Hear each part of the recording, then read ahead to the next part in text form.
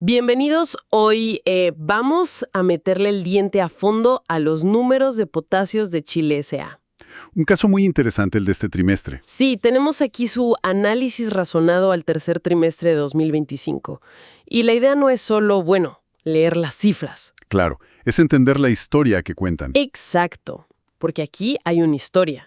Y el punto de partida es casi de película, ¿no? La compañía pasa de una pérdida muy considerable el año pasado a una ganancia significativa este año. Un giro radical, totalmente. Entonces, la pregunta del millón es, ¿cómo lo hicieron? ¿Cómo se logra algo así en tan poco tiempo? Es una pregunta excelente y, para responderla, lo primero es entender qué es Potasio de Chile. Ajá.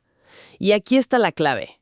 No es una minera. No hay que imaginarse camiones ni excavadoras. Su negocio es otro. Es una sociedad de inversión. Eso es, un holding. Su valor y su desempeño dependen casi por completo de las empresas en las que invierte. Y su inversión estrella, la que de verdad mueve la aguja, es la Sociedad Química y Minera de Chile, SQM. La famosa SQM. La misma. Sin entender eso, los números no tienen mucho sentido. Totalmente de acuerdo. Es el lente a través del cual hay que mirar todo. Con eso en mente, vayamos al número que lo cambia todo. La ganancia neta. El resultado final. Al 30 de septiembre de 2025, Potasios de Chile reporta una ganancia de, 25.268.000 de dólares. Y para que se sienta el impacto, comparemos. En la misma fecha de 2024, registraron una pérdida de 52.798.000 de dólares. Es que la magnitud es brutal. No es una pequeña mejora. Es una oscilación positiva de más de 78 millones de dólares. Claro, pasaron de estar 53 millones en rojo a 25 millones en negro. Es un cambio de dirección completo. Un giro de 180 grados. Exacto. Entonces, la pregunta es obligada. ¿De dónde sale un cambio tan descomunal? No es que de repente encontraron un nuevo producto. No, para nada. La respuesta tiene que estar en otro lado. Y de hecho está casi toda concentrada en una sola línea del estado de resultados. ¿Cuál? La que dice participación en las ganancias de asociadas. En simple, es el pedazo de la torta que a Potasios le toca por sus inversiones en otras empresas, principalmente SQM y Pampa Calichera. Y ahí los números deben ser muy distintos. Son un escándalo. En 2024, por este concepto, registraron una pérdida de casi 44.000 miles de dólares. Una pérdida. Un año después, en 2025, es una ganancia de más de 33.000. Ahí está. O sea, ese solo movimiento de casi 77 millones de dólares explica casi toda la historia. Prácticamente toda la mejora en el resultado final. Es fascinante. Su fábrica no es una planta con chimeneas. Su fábrica son las acciones de SQM. Precisamente. Su estado de resultados es un espejo de la salud financiera de sus inversiones. Cuando a SQM le va bien, como evidentemente pasó, a Potasios le va espectacularmente bien. Su éxito entonces no vino de una gestión interna. No de una reducción de costos propia o algo así. Su éxito fue, importado del buen desempeño de sus asociadas. Ok, eso aclara el 99% del misterio. Pero revisando el informe veo un segundo factor.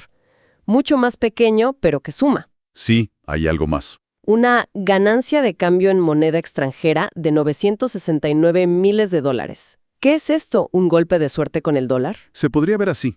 Es un efecto puramente financiero, no tiene que ver con la operación. Entiendo. Durante este periodo, el tipo de cambio del dólar bajó frente al peso chileno. Y la compañía tiene ciertos activos por impuestos en moneda extranjera. Ah, claro. Cuando el dólar se debilita, el valor de sus activos chilenos aumenta, y esa diferencia se anota como una ganancia contable. Es el viento de cola macroeconómico. No es el motor del barco, pero ayudó a empujar un poco. El gran vuelco es por sus inversiones, con un pequeño empujón del tipo de cambio. La foto de las ganancias queda clarísima, pero esto me lleva a otra pregunta. A ver. Una cosa es ganar dinero en un trimestre, y otra es tener una estructura financiera sólida. ¿Cómo se ve la salud de la empresa si miramos sus activos y deudas? Y aquí hay una cifra que te salta a la cara. Ya sé a cuál te refieres. Es imposible no verla. El efectivo y equivalentes al efectivo. creció un 1.319%. Es una locura. Un 1.319%. Pasaron de tener poco más de $1 millón en caja a casi 16 millones. ¿De dónde salió todo ese efectivo? Exacto. No vino de la operación. Y esta es la otra gran jugada del trimestre. Salieron al mercado. A buscar capital. Correcto. Un aumento de capital de $35 millones de sus accionistas. Esa inyección de dinero fresco es la que redibujó su balance por completo. Claro, y 35 millones no es algo que se hace a la ligera. Me pregunto por el timing. ¿Fue una jugada ofensiva o más bien defensiva? Es una excelente pregunta, porque la respuesta es, probablemente, una mezcla de ambas. ¿Cómo así? Si ves cómo usaron ese dinero, se entiende la estrategia. Por un lado, tenían una presión, una deuda de $11 millones con el banco Security. Ajá. Usaron parte del capital para liquidar ese préstamo. Eso es defensivo. Fortalecer la estructura. Bien. Pero al mismo tiempo, su principal asociada, Pampa Calichera, también estaba en un aumento de capital. Y si no participaban, su porcentaje de propiedad se diluía. Ah, claro. Si tu principal activo te pide más dinero para crecer y no pones tu parte, te quedas atrás. Exactamente. Así que mataron 2 pájaros de un tiro. Usaron unos $8 millones para suscribir nuevas acciones de Pampa Calichera, o sea, duplicaron su apuesta en su activo más importante. Una jugada maestra. A la vez que limpiaban su propio balance, reforzaban su posición en la empresa que les genera las ganancias. Entonces, todo se conecta. La inyección de capital explica el aumento de efectivo, pero también nos dice por qué bajaron sus deudas. ¿Correcto? Si miramos los pasivos, los de corto plazo cayeron un 10.7%. Y la razón principal es justamente ese pago del préstamo. Eliminaron de un plumazo una de sus deudas más significativas. Y si combinas una entrada de 35 millones de capital con la eliminación de 11 millones de deuda, el efecto en la fortaleza de la empresa es tremendo. Claro, y si inyectas 35 millones de capital y pagas deuda, la foto de tu patrimonio, el valor neto, tiene que cambiar drásticamente. Es matemática pura. ¿Y cómo se ve ese cambio? El patrimonio total creció un 9.3%, que son unos $56 millones más. Y ese crecimiento viene de 2 pilares. Los que ya conversamos. ¿Sí? Primero, el más grande. Los 35 millones del aumento de capital que van directo a la vena del patrimonio. Directo. Y segundo, la parte de las ganancias del periodo que se quedan en la empresa. Unos 17, casi $18 millones, que se suman como utilidades retenidas. Bien. Creo que la película completa está bastante clara. Pero para tener la confirmación final, como el sello de calidad, vamos a los ratios. La prueba de fuego. Son una buena forma de traducir todo esto a indicadores de salud. Empecemos por la liquidez. El ratio de liquidez corriente mejoró de 1.1 a 2.3. Y esa es una mejora drástica. Pongámoslo en simple. Por favor. A fines de 2024, por cada dólar que debían en el corto plazo, tenían $1.1 en activos. Estaban cubiertos, pero con lo justo. Al límite. 9 meses después, por cada dólar que deben, tienen $2.3 para pagar.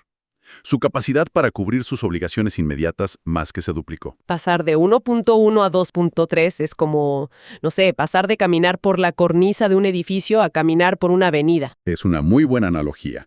Te da un colchón de seguridad y una flexibilidad operativa que antes simplemente no tenías. Y la causa, de nuevo, es el aumento masivo de efectivo. Todo está conectado. Una posición mucho más cómoda, sin duda. Sigamos, índices de endeudamiento. La razón de endeudamiento bajó de 0,5 a 0,4. ¿Qué nos dice eso? Este indicador mide qué tan apalancada está la empresa. O sea, qué parte de sus activos se financia con deuda. ¿Y al bajar significa qué? Que ahora depende menos del dinero de terceros para operar. Su estructura de capital es más robusta, menos riesgosa. Tiene más músculo propio, más patrimonio. ¿Se entiende? Perfectamente. Inyectaron capital y pagaron deuda. La receta perfecta para mejorar ese indicador. Exacto. Como era de esperar, todos los indicadores mejoraron. El ejemplo más claro es la rentabilidad del patrimonio, el ROE. Sí, el cambio es notable. Pasó de un negativo 8.8% el año pasado a un positivo 3.8% este año. Y aquí es donde cerramos el círculo. Volvemos al punto de partida. A que todo viene de sus asociadas. Es fundamental recalcar eso. Esta mejora en la rentabilidad no es porque Potasio se haya vuelto más eficiente en una operación interna que de hecho no tiene. El retorno que ahora genera es el resultado directo de las ganancias de SQM y Pampa Calichera. Su rentabilidad es la rentabilidad que captura de sus inversiones. En esencia, sí. Perfecto. Creo que hemos desarmado el motor y se entiende cómo funciona cada pieza. Si tuviéramos que resumir todo esto, ¿cuáles serían las 3 ideas clave? A ver. Yo diría que la primera es la del giro total. Potasios de Chile pasó de pérdidas a ganancias, no por algo interno, sino por el éxito rotundo de sus asociadas. Totalmente de acuerdo. Su destino está atado al de ellas. La segunda, el movimiento estratégico. Ejecutaron un aumento de capital que fue una jugada de manual. Una jugada de doble propósito. Exacto. Les permitió fortalecer su balance, pagar deudas y al mismo tiempo reinvertir en su activo principal. Consolidaron su posición a futuro. Y tercero, como consecuencia, una mejora generalizada. Todos los indicadores que importan, liquidez, endeudamiento, rentabilidad, muestran una empresa mucho más robusta. Es un resumen muy preciso. Y si agregamos una perspectiva final, es clave entender que Potasios de Chile funciona como un vehículo de inversión. Casi como un fondo. Sí, un fondo que invierte en muy pocas cosas. Quien compra una acción de Potasios, en realidad, está comprando una exposición indirecta a SQM y a los mercados globales del litio, los fertilizantes, el yodo. No se puede analizar en un vacío. Imposible. Exacto. Y eso me deja con una reflexión final. Una pregunta que se proyecta hacia el futuro. El análisis muestra una dependencia casi total, casi existencial, del desempeño de sus asociadas. Y esto plantea una pregunta de riesgo muy interesante. Siendo su modelo tan concentrado, ¿qué pasaría con el valor de potasio si los mercados clave de SQM, como el de litio, que sabemos que puede ser muy volátil, enfrentaran una caída abrupta? Una buena pregunta. La misma fórmula que hoy los lleva al éxito, mañana podría ser su mayor vulnerabilidad, ¿no? Es algo para seguir muy de cerca.